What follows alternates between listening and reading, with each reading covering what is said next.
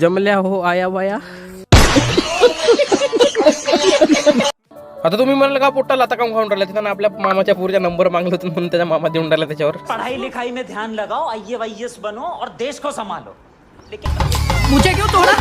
तर सकाळी सकाळी डॉली भाईच्या स्टाईलमध्ये चाय वगैरे बनवला मित्रांनो. तर नमस्कार मित्रांनो, मी तुमच्या मित्रांसोबत पुन्हा स्वागत करतो. ब्लॉगमध्ये मामाला तोडून काळ्या पट्ट्याचे टाकले चुलीत, कारण की आपण कढईवर फक्त पोहा बनवणार आहोत. मग पोहा वगैरे बनवलं पट्ट्याचे, इकडे चना वगैरे बनणे चालू होता. तुम्ही म्हणाले रोज चना पोहा काऊन देते, तर मित्रांनो जसा घरमालकांना सांगितलं तसा द्यावं लागते. मग सोबत त्याने नाश्ता वगैरे लावून दिला पट्ट्याचे, आणि तेवढा आला डीजे, कारण की नवरदेव लग्न लावून आला होता. नाश्ता दिवस होता तिसरा. मग पट्ट्याचे मम्मीनं काढलं दहीवळे वगैरे, मग दहीवळे काढून झाले. मित्रांनो आमच्या जेवढे कसा कूलर आहे जो की बिना इलेक्ट्रिसिटीला चालते, बघू शकता तुम्ही. मग त्यांचा नाश्ता वगैरे संपला. मग सोबत दहीवळे वगैरे काढणं चालू केलं, कारण की आमच्या संध्याकाळच्या स्टार्टरमध्ये हाच आयटम होता, दहीवळे वगैरे होते. मग सोबत दाढील सरडा वगैरे मारायला मित्रांनो. आणि मुरगाव जो ब्लॉग करून पाहिजे तर कमेंट मध्ये नक्की सांगा. नवीन असं आपल्याला फॉलो नक्की करून घ्या. मग इकडे यांचा डान्स वगैरे चालू झाला. मग नवरी बाई सोबत मस्त डान्स वगैरे करत.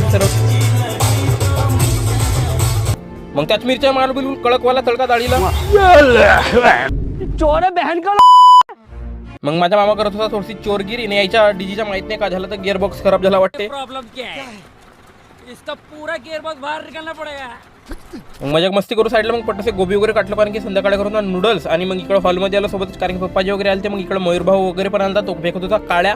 मग सोबत त्यांचे जेवण चालू झाले दुपारचे. मग जेवण वगैरे लावला पट्टाचे. मग सामान वगैरे लोट केला पट्टपट. मग सोबत आलो तिकडून इकडे हॉलमध्ये. मग पट्टाचे पप्पाजीने भाजी वगैरे मांडून घेतला, टमाटर वगैरे मारला पलटीनं. मयूरभाऊ होता सेंटर टेबल, कारण पप्पाजीने सांगले असं असं लावायचं आहे. मग इकडे हाय हॅपी बर्थडे करते आपला भाऊ. आणि सोबत ह्या ब्लॉगमध्ये एवढंच, बाकी भेटू आपण नाईटच्या ब्लॉगमध्ये. ह्याच्याच रिसेप्शनच्या, तोपर्यंत आपल्या फॉलो नक्की करून घ्या मित्रांनो. असाच ब्लॉग बघत राहा. सर्वांना जय शिवराय.